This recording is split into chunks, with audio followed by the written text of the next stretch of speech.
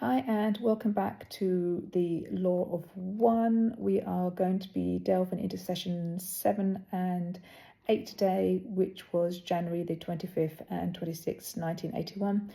In this session, we talk about the Confederation of the Planets and the Orion Group, and briefly talk about Charlie Higson's abduction by the Syrians in 1973 as well. So it's going to be quite a long one. I've put both the sessions together to make it easier.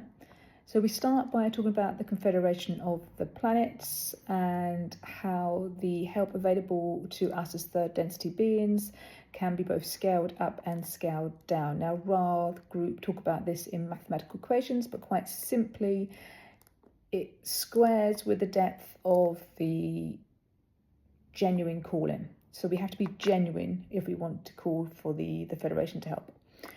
The more genuine the request, the greater the help is given. So you can see how that squares up and squares down. And authenticity seems to be very big as well.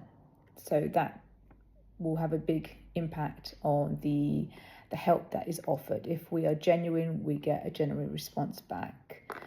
But what is most important here is there is a break on this in that free will again, okay? So those who don't yet know that they are part of the one, their free will cannot be overridden, okay? So the Confederation will never push the law of one onto those who are not ready for it or who are not actively seeking it, okay? And this is where the vow forgetting occurs, okay? We go through this vow and then we must choose to open our eyes. It's why we say, like in witchcraft, you know, we walk through the vow, we meditate through the vow. In spirituality, it's called an awakening. It's all the same thing, okay? It's like pulling back that curtain, opening that doorway, okay? It cannot be opened for us. We have to choose to go through that door. We have to choose to want to open the door handle. We have to choose to pull back the curtain. We have to choose to see through the smoke and mirrors. We have to choose to see through the vow. It has to be our choice. It cannot be imposed upon. Now, this is how Ra actually words this themselves. Sorry, not himself, themselves. The service available for our offering to those who call us is equivalent to the square of the distortion or need of that calling divided by or integrated with the basic law of one in its distortion, indicating the free will of those who are not aware of the unity of creation. Which is why I broke it down above, which still seems quite complicated. But essentially, I believe that the emotional feeling behind what the Ra Group is saying is quite simple. It's this: you're never actually reaching into silence, okay? The very reaching itself amplifies the response available to you, okay? And yet no one is ever pushed, okay? You're not pushed through the door. If you're not ready, you're not ready. It's as simple as that. The door is always going to be approached and opened from your side first, even if you're just going to dip a toe. You might not be ready for a whole of the law of one material. You may not be ready for an entire spiritual awakening, but maybe you're just happy to accept that there are others who do agree. Okay, that in itself, that acceptance that others can have a difference of opinion to you is a start, because there are many that are still closed-minded to even accepting others. So a baby step is a baby step. All right. Free will is always respected above all else. Now, Don does then go on to ask the Ra Group if enough people called out to them, would the group be willing to come back to Earth and walk amongst them? Now, Ra implies that if enough of the world was open to contact, and the message of unity in particular, then they would first seek permission from the Council of Saturn. They wouldn't just appear, okay? If the Council of Saturn agree, then the quarantine around our planet would be temporarily lifted, and the Ra group would once again make themselves known to humanity by walking amongst them. Now, Ra mentions, when questioned by Don, that the council are representatives from the Confederation of Planets and from those of our planet as well who live within our inner core. There are 9 entities that sit upon this council, and they are aided by 24 other entities. Now, those 24 are known as guardians. The council of 9 beings sit at the gateway of intelligent infinity at the boundary of time-space. The 24 guardians move between the council and those who are calling upon their service. Not just humans, but any entity from anywhere of any density that calls for help. Now, here on Earth, that does have a bit of a ring to it if we think about it from a religious Abrahamic perspective. Could it be what many of us sense as angels or the angelic realm? Could they really be the reality that Ra describes as the 24 guardians? I'm just putting that out there. Ra never states about angels, but I'm just saying it does seem coincidental, and I'm not a big follower of coincidences. So Ra specifically states that all religious structures, however well intended at their origin, are understood as distortions, not corruptions born of malice, but the inevitable result of the original transmission passing through human hands, human culture, human time, human knowledge, a bit like Chinese whispers. And that message, it bends, it becomes distorted, and then institutions form around the bend, and that bend ends up becoming dogma and doctrine. So it's a little bit of an interesting side note there. Further on, Don then asks Ra how many times that the quarantine has been lifted around this planet for UFOs, for want of a better word, to have visited. Okay, specifically when this book here was written. So it was, they're talking about a 30-year period around this book. So obviously this is where my knowledge is all going to come from. I'm not talking about recent UFO sightings. I think there could be a mixture. There could be some quarantine being lifted there now.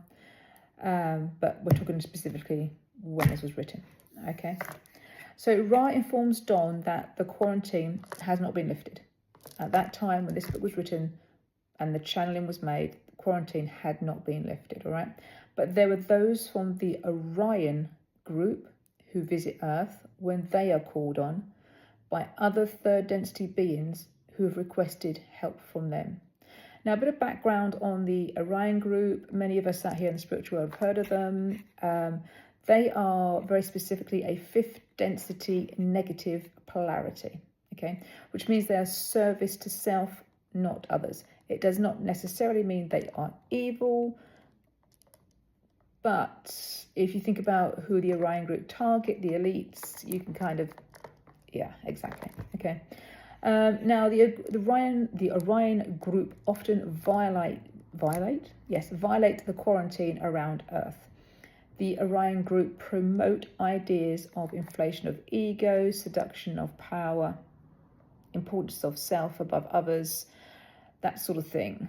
So when the people who seek them, think the Trumps of this world, the Putins of the world, okay? The average human who is quite materialistic, wants to always do better, keep up with the Joneses, is that co-worker or manager at work who's quite nasty and will always stitch somebody up to better themselves. Okay, well, that's the sort of person we're talking about here. All right. So it doesn't have to just be elite. It can be anybody who's more that way inclined. Okay, who wants power above all else. All right. So when they are called, they will come to Earth to help them. And currently they come in what we call UFOs. All right, that's what we see in the sky. These are the Orion Group visiting. They are breaking quarantine. Now, Ra Group describes the quarantine itself as being established by the Council of Saturn to protect Earth's 3rd density souls during this very critical harvest period. And we're still in this massive harvest period, okay? It's many, many thousands of years. What is fascinating is the symmetry that Ra draws upon here. And it is quietly chilling and beautifully poetic at the same time. The same laws that allow the Confederation to serve when called in love and light allow the Orion Group to serve when they are called. Cannot have one without the other. Remember, free will. Okay? And it is that very act of calling that matters enormously. Okay, just remember, what you reach toward reaches back to you. Okay, or the old saying, careful what you wish for. Right. Now, in session 8, Don first wonders how he can get the Ra material out to others without breaking free will. This is something I have also thought about, like imposing my own beliefs, my own thoughts about this on others when they're not ready. However, okay, Ra mentions very briefly, because the Ra group do not think this is of any importance, because to them it probably seems like common and logical sense, synchronicity, right? If a person is meant to see it, they're going to see it. Things will line up for them. And then Ra moves on. Simple as that. So I no longer have worries about putting this out to people who are not ready to see this video. If you're ready to see it, you're going to see it. And it's the same with my new TikTok, One Kind Light, that I have going now, because I am stepping away from witchcraft and I'm really focusing on my spirituality here. If people aren't ready to find it, they're not ready to find it. If they are, they are. And I'm happy with that. I'm at peace with it. So, yeah, so the Ra group, that is enough of an explanation. So Don just stops and moves back onto the Orion Group. Now, Ra reminds Don that unlike the Federation, who never seek to push the law of one onto others, the Orion Group will actively seek out those who crave more. Okay, so if somebody's called out to the Orion Group and they've broke quarantine and they've come through, which is their right to do because they have been called upon, whilst here, they won't just stop at the person or the group who have called them.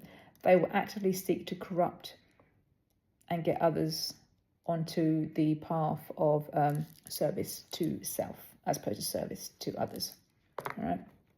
Now, interestingly, Ra mentions that the elites are of the same vibration as the Orion Group, and basically they will help them try to rule the world, because that is what the elites want to do.